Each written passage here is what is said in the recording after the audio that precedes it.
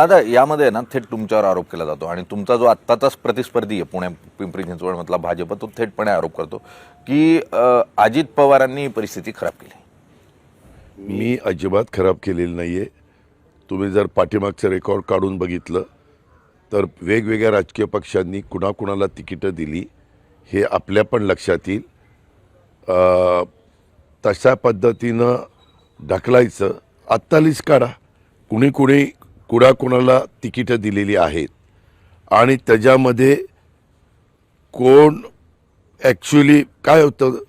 काही जण मी आता माझ्याकडनं तसं मी एकटाच बोलतो, बाकी समोरच्यांच्याकडनं बोलणारे इतके आहेत की काही त्याला म्हणजे तो त्यांचा अधिकार आहे आणि त्याच्यामुळे आपलं एकच गोष्ट सारखी हे असं झालं हे असं झालं हे असं झालं अशा पद्धतीने सांगायचं आणि त्याच्यातनं खाली माझ्यावर टार्गेट करायचं। तुम्हाला